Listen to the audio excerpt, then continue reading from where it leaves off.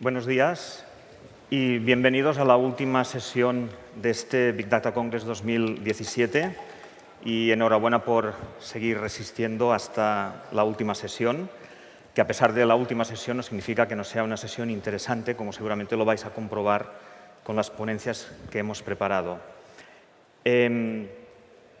La sesión que tenemos hoy, en estos momentos, es From Concept to Project. El objetivo que queríamos conseguir y que queremos conseguir con esta sesión, con estas 4 ponencias, es de presentar casos concretos de qué tipo de soluciones tecnológicas en el mundo del Data Analytics y del Big Data se han escogido y se han implementado, se han puesto juntas para poder resolver problemas concretos y problemas relacionados con los negocios de las empresas y de las organizaciones en las que tenemos a nuestros ponentes invitados de esta sesión. Para hacer una introducción breve, voy a presentar a los ponentes, voy a dar una pequeña descripción, reseña de cada uno de ellos. Algunos no los veréis dentro de un momento por un problema simplemente de colocación de micros, pero irán apareciendo. Entonces, me gustaría presentar a nuestro primer ponente, Nicolás Herrero. Nicolás es un teleco de la UPC. Ha trabajado en diversas empresas, entre ellas Telefónica I+D o Davantis, y actualmente es un Data Scientist en Wallapop. Nicolás nos hablará sobre tecnologías que se están utilizando en estos momentos para resolver problemas y, entre otros, se centrará en los aspectos de moderación automática de imágenes. Sí. Luego, tendremos a José Miguel Pulido, aparecerá dentro de unos momentos en el escenario, también es telecos de la UPC. José Miguel ha pasado por universidades americanas de prestigio como Stanford o UC Irvine y ha sido cofundador de Profarma. Su charla versará sobre soluciones de Machine Learning en distintos problemas, distintas situaciones de e-commerce. Lo tenéis aquí. Nuestro tercer speaker va a ser Stefano Constantini. Stefano tiene una formación de economista, de base economista, pero actualmente trabaja como Data Scientist en Chipset Media Group, basado en Londres. Su presentación versará sobre distintas tecnologías y distintas soluciones enfocadas al resolver problemas de perfilado de usuario con distintas condicionantes, distintos tipos de información que le permiten realizar esta clasificación, este perfilado de usuario. Y la última sesión correrá a cargo de Ismael Vallvé. También es un teleco de formación, además tiene un perfil docente en distintas universidades, la Universitat Oberta de Cataluña o la Universidad Abat Oliba, y actualmente es director de innovación y de marketing de Bismarck. Ismael nos hablará de un concepto, el concepto de folksonomy, que es un sistema y unas tecnologías que permiten estructurar los datos y luego realizar la analítica correspondiente. Y por último, como podéis ver en la presentación, en la pantalla, os animamos a que respondáis a esta pregunta, una pregunta muy simple, una pregunta binaria, pero nos interesaría saber qué grado de incepción, qué grado de adopción de las tecnologías de Machine Learning tenéis en vuestro quehacer diario. Y sin más preámbulos, me gustaría ya presentar a Nicolás. Adelante.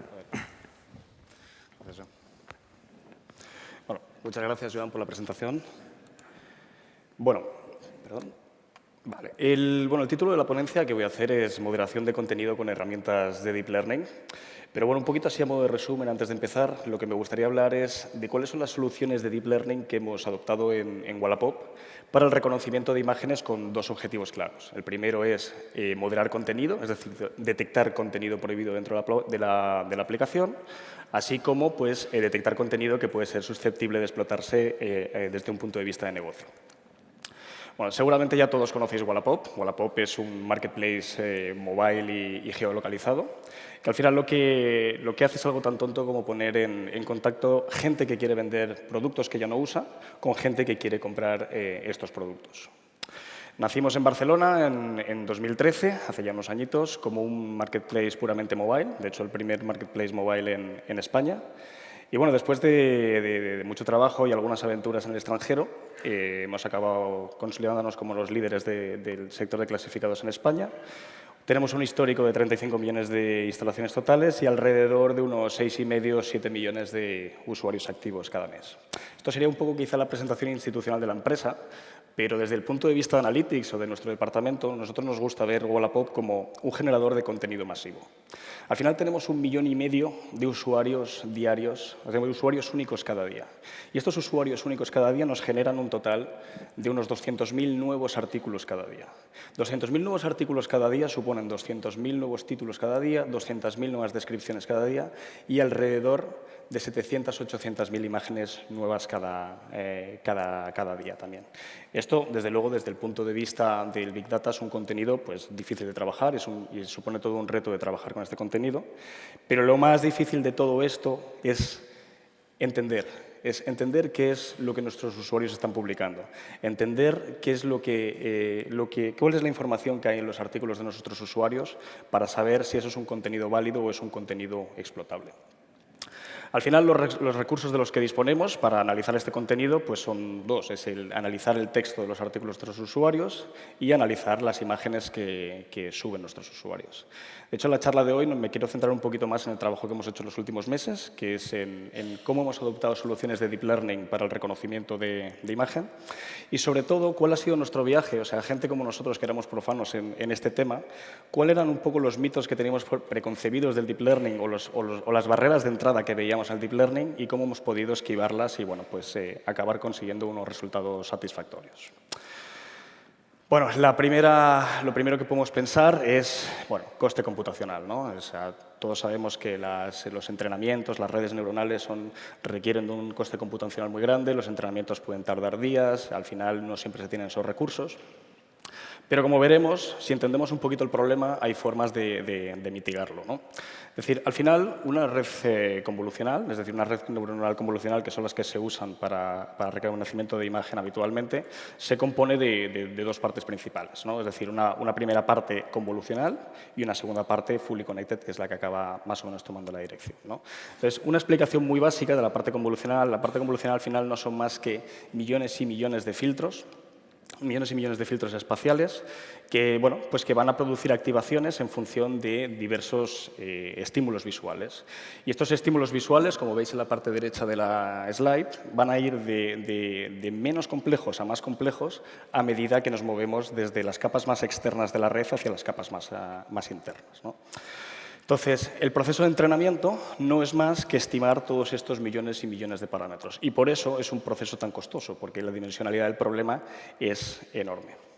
Sin embargo, lo que nos podemos plantear es, bueno, si yo ya parto de un modelo entrenado, yo tengo una red entrenada y quiero crear un nuevo modelo en base a un nuevo conjunto de datos, ¿tengo que empezar siempre de cero o hay alguna forma en la que yo pueda aprovechar ese conocimiento previo para realizar mi nuevo entrenamiento? Y la respuesta es que sí, y esto se llama Transfer Learning.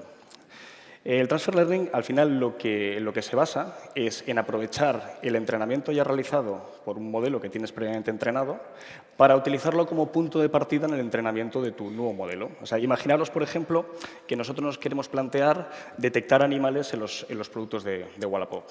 Bueno, tenemos dos opciones. O bien partimos de un entrenamiento desde cero, que sabemos que nos va a llevar bastante tiempo, o bien partimos de un modelo ya entrenado, como es, por ejemplo, el entrenado con un dataset que se llama ImageNet, que son millones de imágenes etiquetadas en 1000 categorías, e iniciamos nuestro entrenamiento desde el punto en el que se quedó el entrenamiento de la red entrenada con ImageNet. Esto no solo nos aporta una convergencia a la solución muchísimo más rápida, sino también lo que hemos visto es que la performance del entrenamiento es mucho mejor al final. Y esto lo podemos ver en estas gráficas de aquí. Al final estoy comparando la velocidad y la performance de un modelo entrenado desde cero a un modelo partiendo de una solución ya entrenada con otro conjunto de datos. Como veis, en el modelo en el que partimos desde cero, la convergencia a la solución óptima se obtiene de forma muy lenta. De hecho, tardamos alrededor de 2 días en llegar a la accuracy máxima, que es del 94%. Mientras que cuando entrenamos con esta aproximación, con Transfer Learning, la convergencia se produce a los 15 minutos. Es muy rápida. Y, de hecho, la accuracy es incluso un 2% superior. Así que es una técnica muy, muy, muy válida. El siguiente problema que nos encontramos es la anotación. Bueno, seguramente cuando leemos tantas noticias sobre el Deep Learning, que conseguimos precisiones incluso por encima de la capacidad humana, lo que no estamos diciendo es que todas estas precisiones y toda esta performance se consigue entrenando con conjuntos muy, muy grandes de datos. Y estos conjuntos tan grandes de datos, alguien los tiene que anotar y alguien los tiene que etiquetar. Y esto es un coste añadido. Así que, por ejemplo, partamos de algunos de los modelos que nosotros hemos entrenado. Pues un modelo de medicamentos, un modelo para detectar animales, un modelo para detectar armas, incluso un modelo para detectar coches.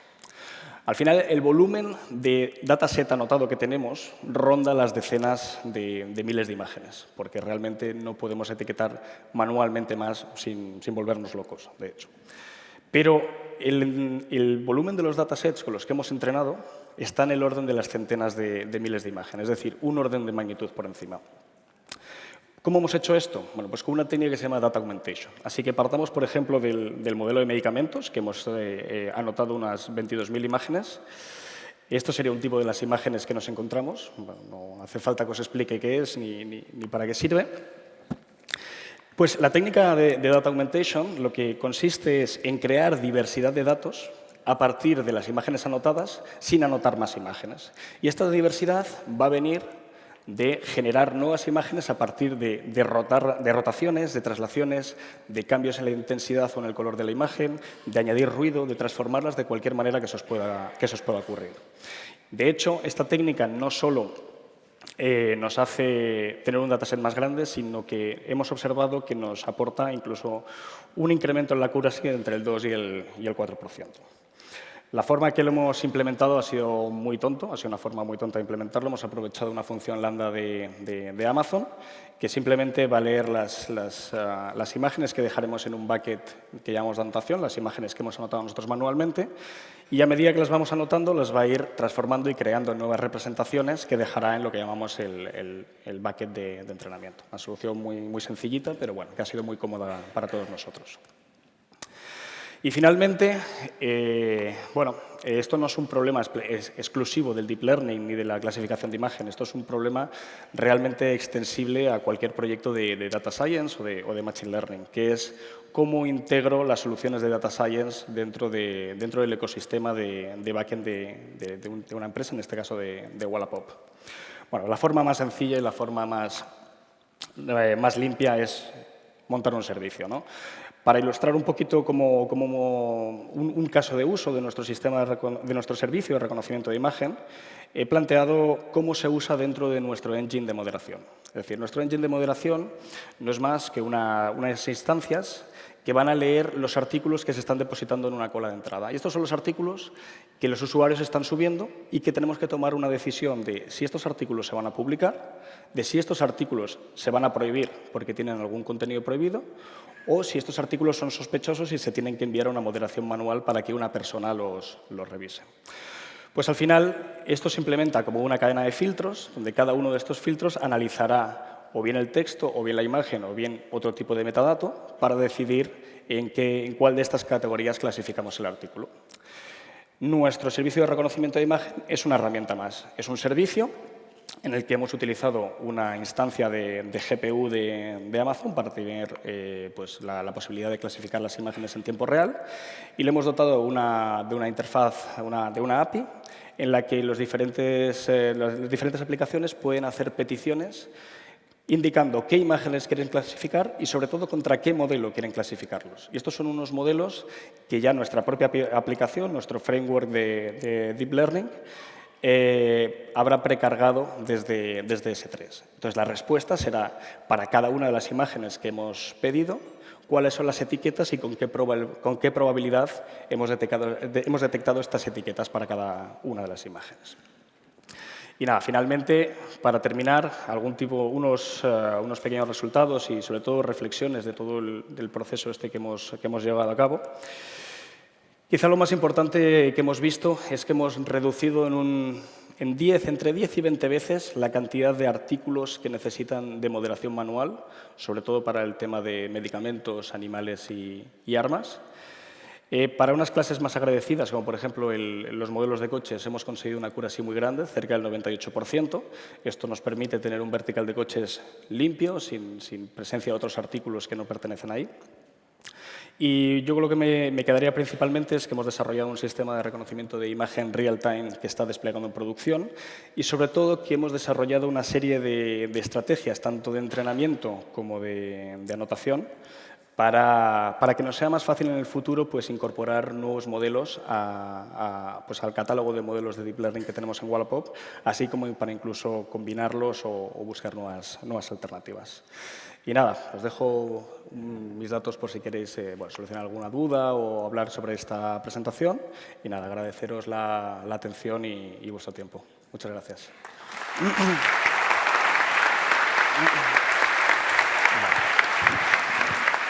Vale, muchas gracias. José Miguel, cuando quieras, puedes proceder con tu presentación. Buenos días a todos. Muchas gracias a Eurocat por la invitación. Como ha comentado antes Joan, soy José Miguel Pulido, soy cofundador de Promofarma. Después de 8 años ya no estoy en Promofarma desde hace un mes, así que lo que os voy a contar aquí no es tanto hablar sobre Promofarma en sí, sino las lecciones aprendidas al respecto que aplican que pueden aplicar a cualquier empresa de e-commerce. ¿Vale? Entonces, una de las cosas que comentaros es, además tenemos a Shifted aquí en la sala, es la organización de un equipo de data y machine learning dentro de un e-commerce. Se divide en 3 áreas, la parte de infraestructura, cómo gestionar los datos, la parte de analizar estos datos basado en el histórico para sacar KPIs y la parte de servicios predictivos. Básicamente, esta organización de equipo es una organización que en una charla que dio Adam Kinney de Shifted hace un año en BCN Analytics, mostraron esta organización, creo que encajaba de forma natural en una empresa de e-commerce como nosotros y realmente la aplicamos. Entonces, lo que vamos a ver hoy en esta presentación es esto, nos vamos a centrar en cómo recoger datos en una empresa de e-commerce y luego cómo convertir estos datos en modelos predictivos y llevarlos a producción. ¿Vale? A nivel de recoger datos, y antes lo mencionaba Marc de Zurich, una de las cosas que tenemos son múltiples data silos, especialmente en e-commerce, ¿no? Las empresas de e-commerce trabajan en entorno omnicanal, lo que significa que se hacen campañas en Google AdWords, Facebook, retargeting, redes de afiliación, etc. Es esencial, de alguna manera, tener toda esta información de qué pasa aquí, para que luego, cuando se produce una venta en e-commerce y cuando vengan todos estos proveedores a pedir la comisión, tú asignar solo la comisión a uno de ellos para evitar comisiones duplicadas, que es uno de los grandes problemas de e-commerce. Lo que se suele hacer inicialmente es una primera integración de todos estos datos en lo que se llama un ad server, una empresa que recoge toda esta información. Entonces, nosotros lo que hacemos es, este ya es un data silo para nosotros, otro es en sí misma la web de e-commerce. Y de la web de e-commerce extraemos tanto la información transaccional, que tenemos almacenadas en este caso MySQL, que es información de ventas, perfil de usuario, etcétera, como los eventos que son en tiempo real. ¿Vale? O sea, te interesa tener las dos cosas, una información más histórica a una cierta escala de tiempo y la información en tiempo real. Las dos interesa agregarlas en Data Warehouse junto con la información que llega de los otros canales. Porque aquí hay una ventaja en por qué funcionar como un Data Warehouse, es que tenemos control de los datos que se generan, ¿no? Entonces, la estructura de los datos se define un poco desde el e-commerce y entonces te permite definir una buena estructuración. Tenerlo todo aquí centralizado, entonces luego lo que permite es aplicar procesos no solo de refresco, sino de procesado de estos datos. Y en el caso de e-commerce hay dos que son esenciales. Uno que es convertir esos eventos en sesiones para saber qué ocurre en una visita de usuario completa y luego convertir esas sesiones en otro nivel adicional, que son las ventanas de atribución. Es decir, cuando se produce una venta, en e-commerce lo que se suele hacer es mirar 30 días al pasado, ver todas las visitas que han ocurrido en esos y de ahí extraer qué canales han participado en esa venta y a qué canales nos interesa darle la comunicación. Decir que a nivel transaccional MySQL es una base de datos que encaja bien aquí, por ejemplo, o si trabajáis en el entorno de Amazon hay un servicio gestionado que se llama RDS, y en el caso de Data Warehouse es Amazon Redshift. La parte interesante aquí es que Amazon Redshift está basado en PostgreSQL y entonces PostgreSQL tiene dos funcionalidades que creo que son esenciales para este tipo de análisis agregados. Uno es el Common Table Expressions, que te permite evitar SQL complejo porque no hace falta anidar, y la otra es Window Functions, que te permite hacer agregaciones por elementos, por filas de una tabla, y eso es esencial para el cálculo tanto de sesiones como de ventanas de atribución.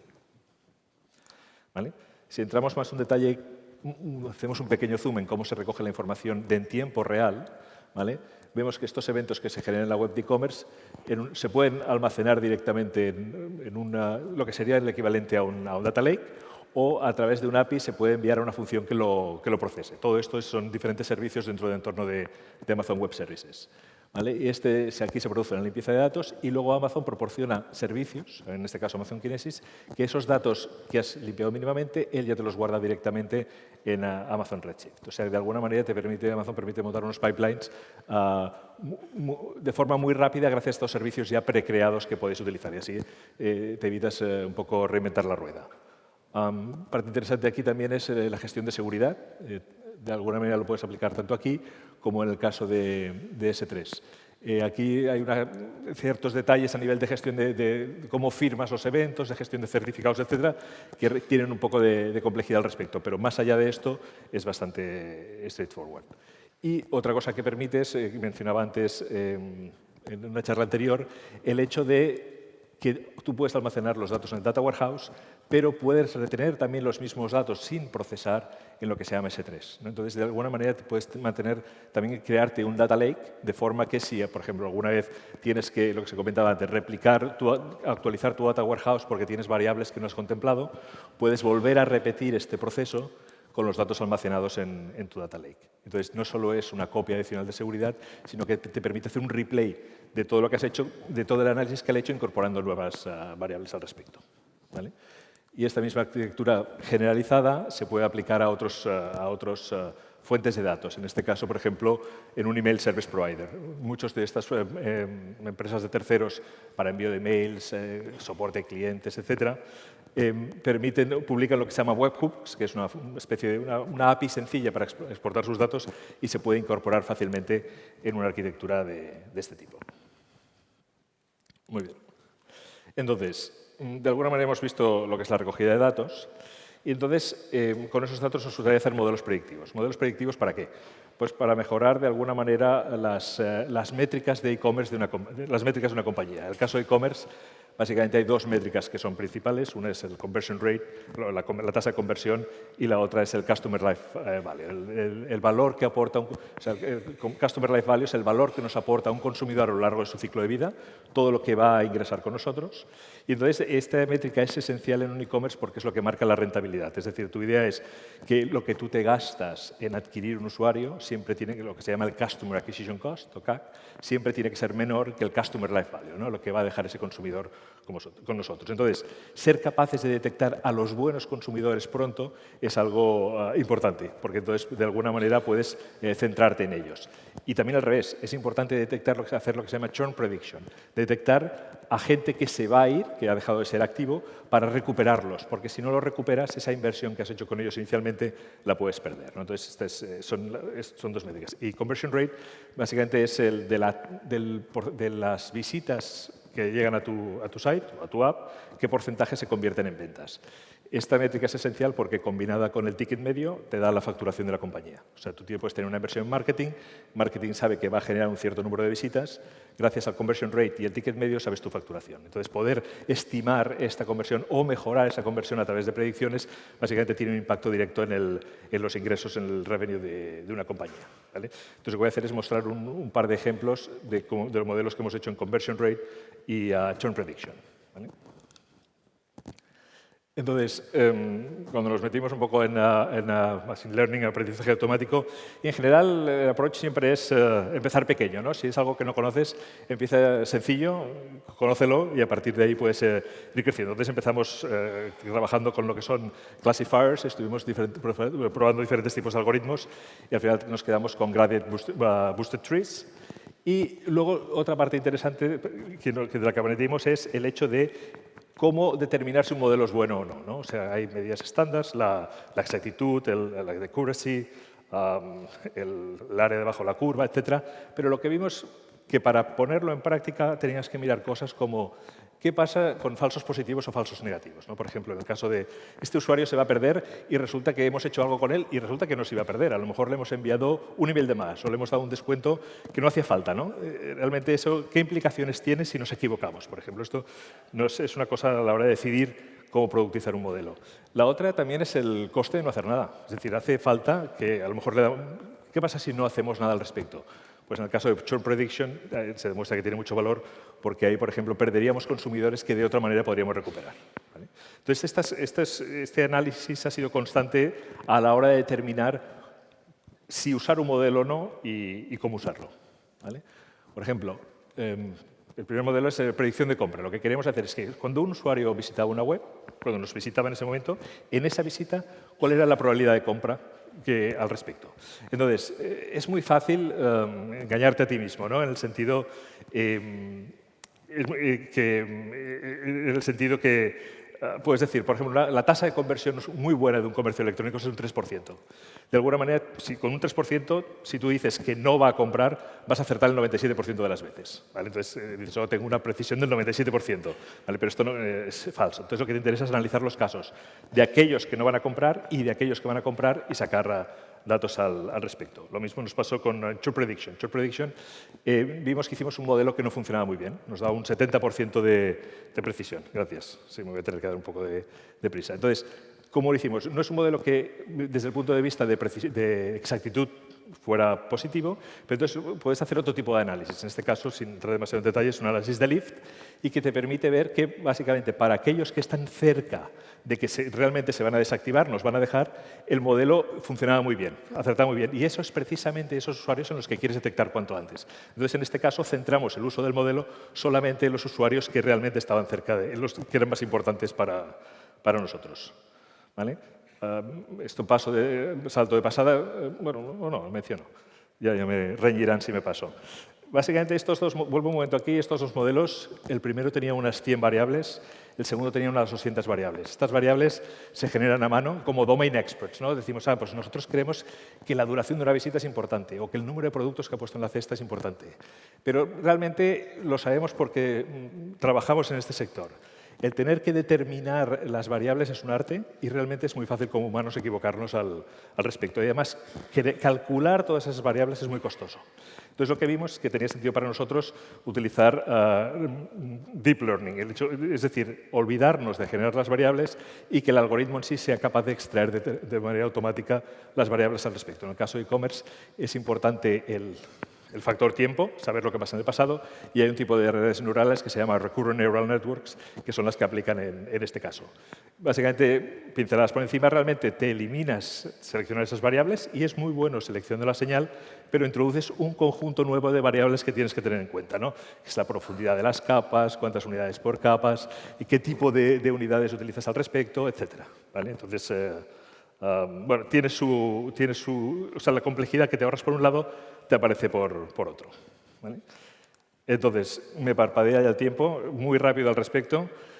Lo que quería mostrar aquí vamos a ir directamente a la última slide, es todo esto que hemos hecho son modelos que se generan, pero cómo lo llevamos a producción. La manera de llevarlo a producción es básicamente poniendo, como una manera por lo menos, es poniendo los resultados almacenados tanto en un data warehouse como en una base de datos NoSQL. ¿Por qué? Porque básicamente cuando el usuario viene a la web de e-commerce, automáticamente sus predicciones las tiene listas aquí, ¿vale? Realmente la computación de todo esto ya está hecha, offline, y por tanto las tiene disponibles al respecto.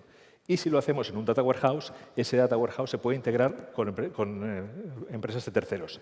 Por ejemplo, con las empresas que enviamos un email. tenemos la predicción de churn lista para poder en la empresa de envíos de email para poder utilizarlo. O en lo que se llama el DMP, para hacer campañas en Facebook, AdWords, etcétera, esas predicciones también traen listas aquí. O sea que esos modelos que se generan aquí, integrándolo en este tipo de bases de datos, permite exponerlo a los servicios donde lo puedes utilizar. Muchas gracias y disculpas por el retraso.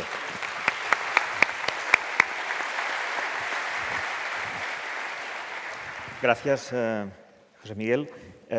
Estefano, cuando quieras.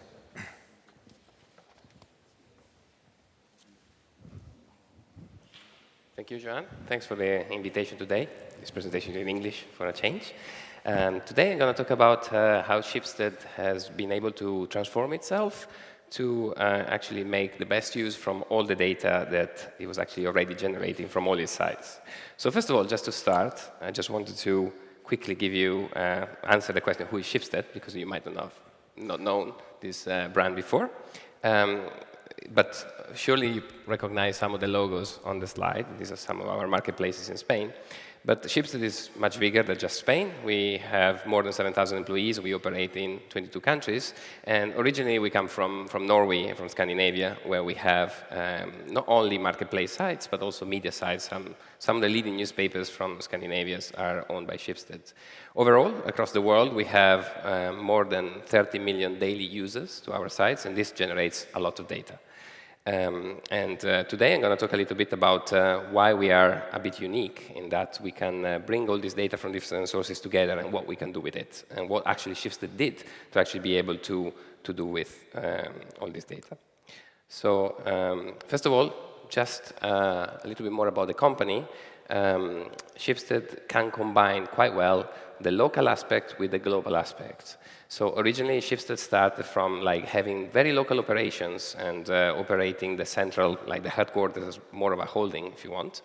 The advantage of having local sites and local operations was that we were able to customize our sites, and we're still able to customize our sites and our operation to the needs of the local audiences. So we are very quick at responding to the needs of local audiences that actually can be different from country to country. And this allows us to build very large and loyal user communities that use our sites repeatedly and generate quite a lot of data. But at the same time now, what we have is a very strong global organization that can support all these operations and can develop solutions and common components that can be developed centrally and can be then rolled out and, if needed, adapted to the local needs. So the project is really the story of how Schibsted transformed itself a little bit. And it's actually a story of disruption. Actually, Schibsted is very old. It started 180 years ago in Norway, originally as like a print business, as a printer, and then own newspapers and so on. And it's always been quite at the forefront of like change. So it was willing to disrupt itself. It went into online marketplaces in the late 90s, and it had digital operations since then.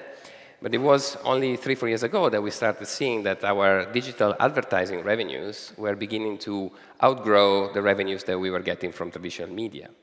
And so it was the time then to start taking advantage of the information at a level that we were not doing yet. So we had a lot of resources. We had more than 2,000 engineers in all our sites, in all our countries. But at the time, we were still using a disaggregated approach. And what we needed was a way to actually exploit this untapped potential that we were not quite using yet.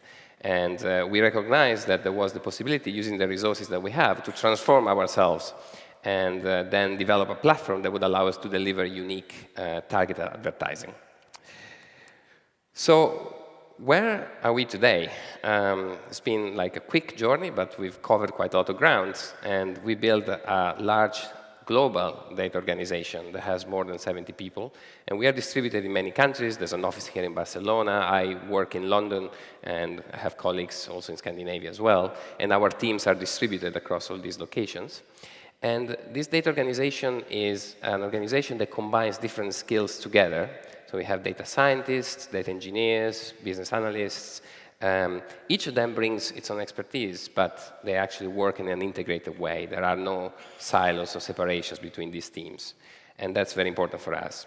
And that's allows us to build basically infrastructure that allows us to go from a click on any of our websites to machine learning predictions based on that click and many others in a short period of time and efficiently.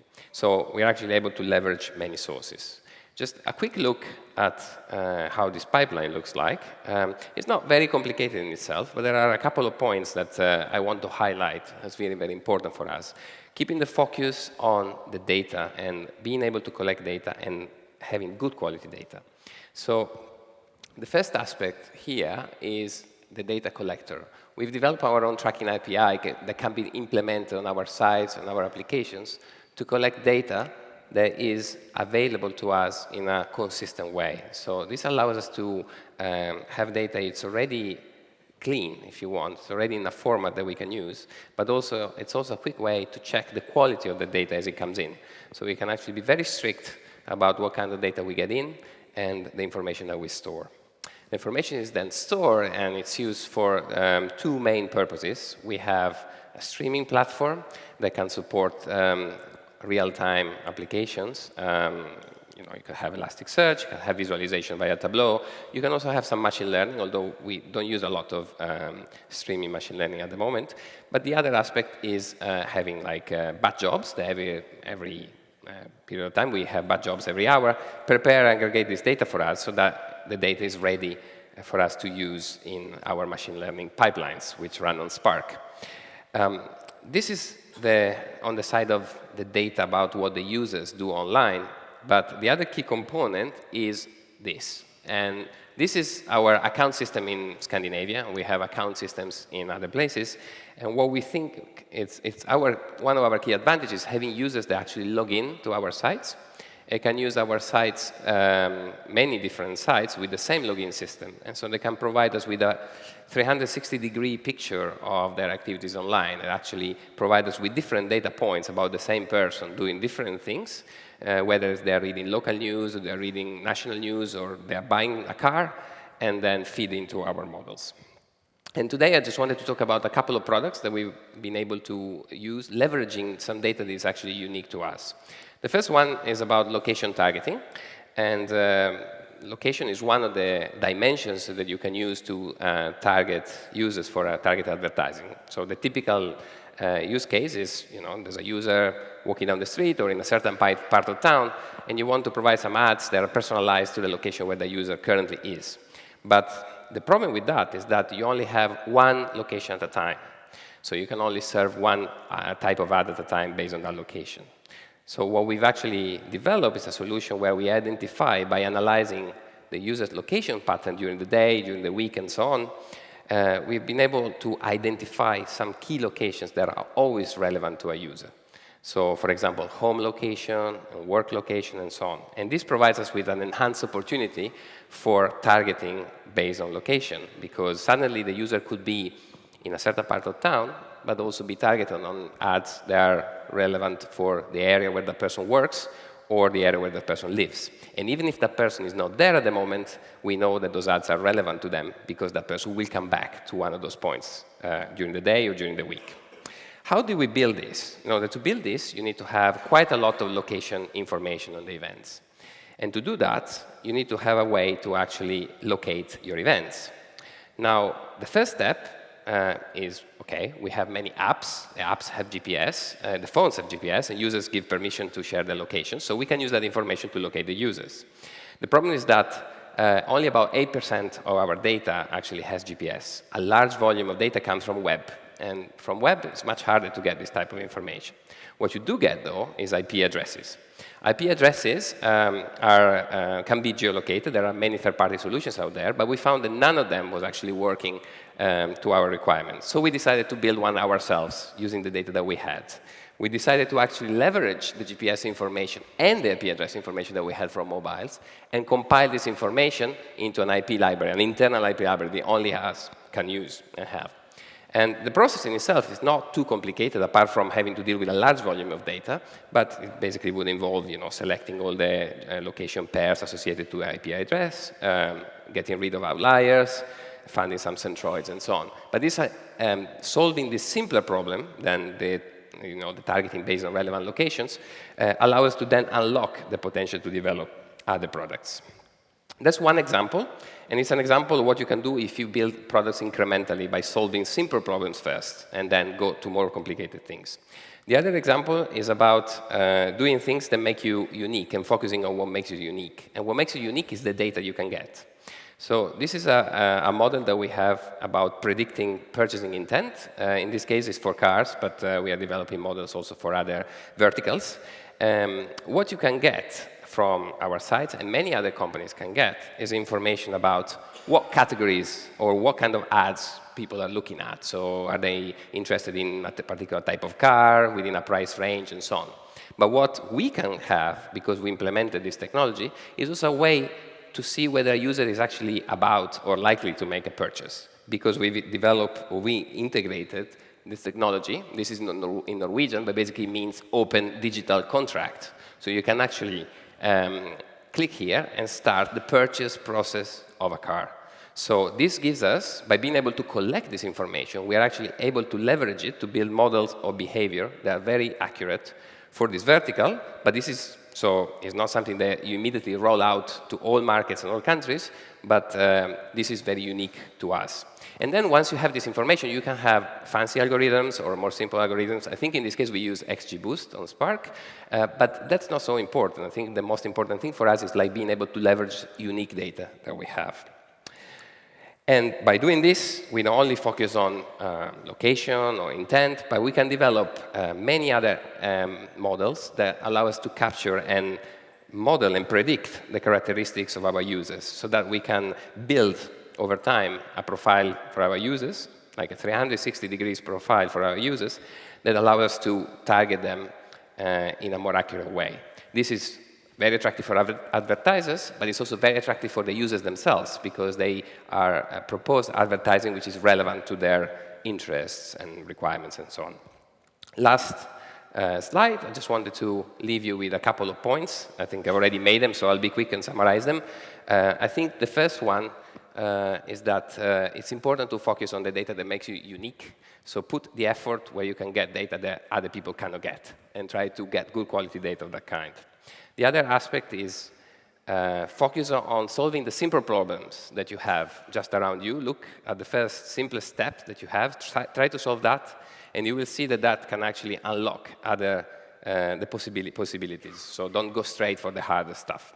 And the third point, which I think is probably the most important for me, is that you don't have to silo your data teams away. Some organizations have groups of data scientists or data engineers working separately, whereas we believe on integration of these teams, where different people with different profiles bring their specialism, but they work together, and their profiles are actually a bit blurred, so they can work effectively together.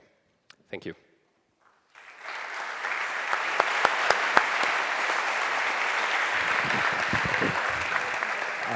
Vamos a proceder a la última presentación. Ismael, endavant. Gracias, Joan. Bueno, la sesión se llama de concepto a producto, así que vamos... está perfecto. De concepto a producto, así que vamos a empezar por el concepto. El concepto que vamos a tratar es Folksonomy. Folksonomy viene de dos términos, de taxonomy, que quiere decir indexar, categorizar, estructurar, y de folk, que viene de pueblo. Así que lo voy a explicar con un pequeño ejercicio, para el cual necesito un folk, un pueblo, y con su permiso les voy a pedir ayuda. ¿Quién considera que esto es un círculo? Bien. ¿Quién considera que esto es una esfera? Bien. ¿Quién considera que esto es azul? ¿Quién considera que esto tiene el código color 0066CC? Te he pillado. O sea, que yo sepa el código de color, vale, pero que lo he puesto, pero tú igual... ¿Alguna otra etiqueta que le pudiéramos poner a este objeto? Gradiente, degradado, etcétera. Cualquiera de nosotros, bueno, casi cualquiera, podríamos definir una serie de etiquetas, lo que llamamos una entidad maestra, para definir los objetos y luego analizar diferentes objetos y aplicarle unas etiquetas u otras. Esta ha sido mi entidad maestra que le he aplicado a este objeto, pero como podrán ver, he perdido el tiempo porque esto lo llamaríamos taxonomy. He perdido un poco el tiempo definiendo esta estructura, ya que preguntándole al pueblo, ¿no? Ha salido otro orden, ha salido diferentes etiquetas. Esto es lo que le llamaríamos falsonomy. Déjenme que les explique una pequeña historia. Él es Esteban, acaba de sufrir un ictus transitorio. Su mayor preocupación es si el tratamiento que le están dando es el correcto o no. Mi segundo personaje son los accidentes cerebrales vasculares. Es la segunda causa de muerte en España. 1 de cada 3 españoles sufrirá un ictus en su vida. O sea, un tema importante. El siguiente personaje serían las guías de práctica clínica. Estas guías de práctica clínica, que dependen del Ministerio de Salud, difieren de diferentes países. Y la idea es intentar que los médicos sigan estas guías en España, es lo que intenta el Ministerio de Salud. Pero la globalización y los profesionales médicos extranjeros a veces hacen que no se sigan del todo correctamente. Mi último personaje son los médicos epidemiólogos. Ellos hacen un estudio cada año, un estudio estadístico, para determinar cuántos de los casos han sido tratados según las guías de práctica clínica y cuántos no. El tema es que solo pueden hacer una muestra de los casos de cada enfermedad. Y lo más importante, esto lo hacen una vez al año. Es decir, para la mayoría de nosotros, post-intervención. Y eso es lo que le pasa a Estefan, que para él ya es demasiado tarde, porque además él sabe que un ictus transitorio maltratado o tratado no adecuadamente puede convertirse en un ictus severo. Según Gartner, el 95% de los datos de una empresa, datos relevantes para tomar decisiones, vienen de fuentes no estructuradas. Muchos de ellos aparecen de estas fuentes y no los utilizamos como ficheros de textos, PDFs, pero también llamadas de teléfono, vídeos, imágenes, etc. Pero hablemos de estructurar datos, ¿no? Porque las herramientas típicas de data mining no están preparadas para mover todos estos volúmenes de datos no estructurados. En el ejemplo aquí tenemos una serie de datos estructurados y otra parte no estructurados. Los no estructurados se consideran datos binarios que no tienen un orden o una estructura definida. Es un conglomerado masivo de diferentes objetos que no tienen valor hasta que son organizados y guardados de una determinada forma. Este ejemplo sería un ejemplo que le llamaríamos estructuración booleana. Lo que hacemos es ir analizando los documentos y definiendo si tienen o no tienen, en este caso, un ictus. El problema es que necesitas dedicarle muchísimo tiempo, en según qué casos, años, en definir esta estructura. Y que, como la definas mal, tienes un problema y has de volver a empezar. Y has perdido muchísimo tiempo. Como en nuestro caso, ya que cardioembólico es un tipo de ictus y nosotros nos lo habíamos dejado en nuestra estructura. Otra manera de estructurar, aparte de la booleana, sería la taxonomía. La taxonomía es un poco la que hemos visto antes, que tiene muchísimas ventajas, pero que sigue siendo un top-down. Sigues necesitando tiempo de definir aquellas categorías, aquellas etiquetas que deseas aplicar después a la información analizada. Es por eso que nos estamos pasando todos a la falsonomía, porque te ahorra tiempo, mucho tiempo, no tienes que definir esa estructura. Es bottom-up. Y es por eso que los grandes players se están pasando. Empezó Delicious, hay diferentes que están utilizando estos métodos de categorización. Pero la falsonomía también trae problemas. La sinonimia, demasiadas etiquetas para el mismo concepto, onomimia, la misma etiqueta para conceptos distintos, etc. Y ahí es donde entra nuestra nuevo aplicativo, ¿no? Bismarck Falsonomy. Déjenme que se los presente. ¿Hay un vídeo? ¿No?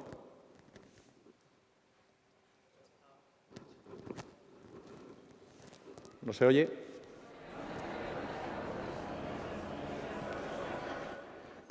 Look through these files to find a few customers we could sell an upgrade to.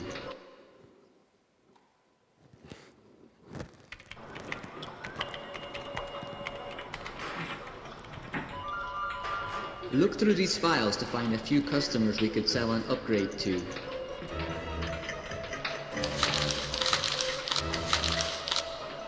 Finally, found them. Right. Now find female customers over 30 who complained about the cost. Can you do it faster this time? No, there has to be a better way.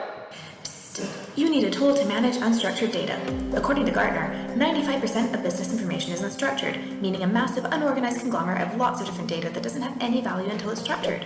Using artificial intelligence, big data, and machine learning, Bismarck Taxonomy lets you analyze whatever kind of data you have. It turns your chaos into a structured database using bottom-up processing, natural language labels, and the Microsoft Cortana Intelligence Suite. Bismarck Taxonomy is fast to implement, has a user-friendly interface, requires no technical skills, and is more cost-effective than any other system. Now you can save time and money while finding valuable information for your business. Bismarck Taxonomy, the new way to get insights from your data. Find me customers willing to renew. Done. Sort it by age and policy preference. Done. And all the cases over 1 million. Done. Gracias. Otra vez, ¿no? Bismarck Taxonomy es una nueva generación de sistemas de analítica de datos avanzada que nos va a permitir trabajar con Taxonomy y no perder ese tiempo que necesitas para crear la estructura. Y ahora Marta, nuestra epidemióloga, es capaz de no analizar solo una parte de los datos, sino todos ellos. Y lo más importante, en tiempo real. Déjenme que les cuente un pequeño piloto que estamos haciendo para el Instituto Catalán de la Salud. Estos señores tienen 180 millones de documentos como este. Esto es una alta médica. Y generan 1,5 millones cada día. Este documento tiene diferentes secciones, todas de ellas prosaicas, de texto, donde el médico ha escrito diferentes cosas en lenguaje natural. Lo que hacemos nosotros es pasamos un sistema OCR a estos 180 millones de documentos, los almacenamos de una forma característica, encontrando diferentes secciones en el propio documento, normalizamos, lematizamos, aplicamos algoritmos IDF, LSA, LSI, folsonomizamos y comparamos con diccionarios médicos. Y voilà, tienes una herramienta donde ya puedes empezar ahora mismo a hacer búsquedas o incluso programar alarmas.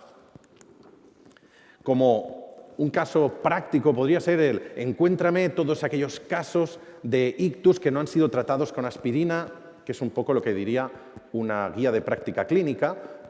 Esto sería un ejercicio práctico. En la realidad, la guía de práctica clínica es mucho más compleja. Habla de múltiples sinónimos de aspirina o diferentes tipos de aspirina, diferentes tipos de evoluciones médicas o diferentes tipos de tratamiento que ha solicitado la persona. Los nuevos datos nos hacen poder hacer nuevos negocios. Recuerden, Bismarck Taxonomy es una herramienta de analítica avanzada de datos que le va a permitir minar sus datasets y encontrar aquella información que está buscando en segundos. Estamos muy orgullosos de nuestra nueva solución. Gracias por su atención. Muy bien. Vale. Creo que pronto veremos el resultado de la encuesta que hemos realizado. Y bueno, poquito sorprendentemente, al menos para mí, sobre un total de 64 respuestas, vemos que todavía hay un cercano a un 70% de organizaciones o de personas que han respondido, al menos, que no o todavía no han entrado en el mundo de en el uso de las tecnologías de Machine Learning, ¿no? Esperamos que las presentaciones de hoy de alguna manera estimulen pues, a explorar estos caminos, porque creo que ha quedado bastante claro, a partir de los ejemplos y de los resultados que hemos tenido hoy, evidentemente de la ayuda de estas tecnologías en los procesos de negocio y las operaciones que hemos visto esta mañana.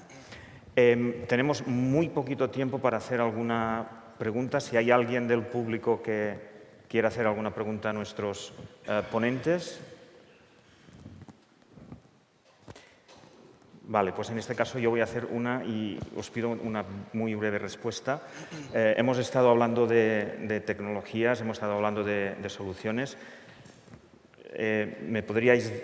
¿Nos podríais explicar muy brevemente cuáles son los próximos retos y cuáles son las próximas avenidas tecnológicas en las que estáis pensando en vuestras trabajo en vuestras organizaciones? ¿Empiezo yo?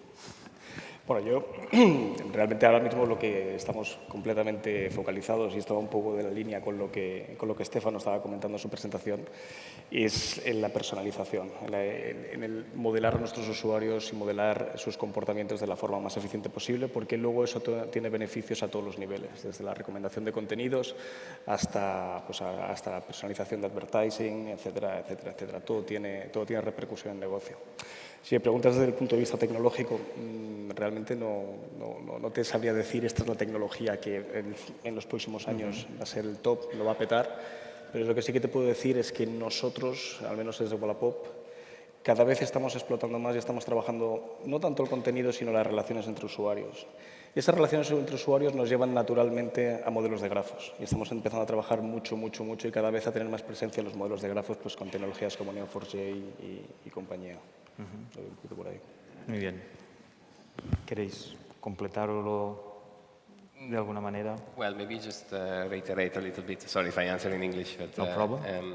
just focusing more, I think, for us on like getting good quality data on new areas that we haven't explored more, because it's very important to build a profile for your users which is as well-rounded as possible thing. So focusing on collecting that data, and then also looking at the answer to this, I would say. Starting simple, as I say a little bit, try to solve simple problems. Machine learning can be very powerful also on simpler problems, but if you don't have good data, then this is the barrier to actually start doing also this. Okay. Solo añadir que creo que también estará la productización de los modelos, el hecho de que lo que estamos creando, cómo ponerlos en producción, cómo mantenerlos en producción, gestionar cosas como la estacionalidad de los datos, la evolución de los consumidores. De alguna manera tenemos que generar, para que se consoliden como funcionalidades inherentes a cualquier plataforma, tenemos que ser capaces de saberlos gestionar en producción. Yo también creo que para innovar necesitamos dos cosas, ¿no? Como yo defino con mis alumnos una manera simplista, si quieres, de definir la innovación, pero la innovación siempre tiene dos partes. Si no nos considera innovación, necesitas crear, pero también poner en el mercado y comercializar, ¿no? Y de alguna manera creo que estamos creando mucho. Yo creo que hay muchas cosas ya creadas que no acaban de estar del todo comercializadas, que creo que hay muchos sectores diferentes donde se podían utilizar técnicas que ya hemos aprendido, de face recognition, de diferentes algoritmos que ya los tenemos muy integrados y que parece que son de ayer porque ya están y nos queremos ir a nuevas cosas y todavía no los tenemos en el día a día, ¿no? La gente en el microondas no hay un face recognition, ¿no? Y esto podría estar porque ya no ocupa nada, ya no necesita, ¿no? Creo que en el siguiente año vamos a ver muchas de estas cosas que tenemos ahí en el cajón guardadas que van a empezar a adoptar nuevas formas. Muy bien, pues simplemente dar las gracias a nuestros ponentes y ahora en estos momentos Perdón, ¿hay alguna pregunta? No. ¿Sí? Perdón, es que no lo había visto. Vale, no hay problema. Soy Oriol de Dapcom Data Service. Yo tenía una pequeña pregunta que antes se ha presentado el Data Lake, el lago y la pocilga de datos. Y estamos hablando de pasarnos de un Data Warehouse, que era un entorno súper estructurado, a un entorno que se organiza automáticamente o que crea al menos lo estructura con metadatos, de alguna manera para facilitar la búsqueda y el trabajo con estos datos. ¿Cómo creéis que va a ser esta transición? Porque no sé si va a haber revolución o transición. La lanzo abierta. ¿Cómo creéis que va a realizarse esa transición desde Data Warehouse a este Data Lake? Si va a existir el Data Lake como se ha presentado, como tirar los datos ahí a la brava, o realmente se van a terminar estructurando de alguna manera como se ha propuesto porque lo están realizando las marcas. Adelante. Es una pregunta muy relevante. Yo creo que no es tanto una sustitución, sino que es complementario. Por ejemplo, el caso que mencionaba antes, en un e-commerce tienes mucho control sobre los datos, son estructurados, tiene sentido tenerlos en un data warehouse. Entonces, a veces, si quieres evolucionar esos datos, desde el data warehouse no podrás. Si mantienes a la vez un data lake donde has dejado los datos raw, lo puedes volver más tarde a trabajarlos.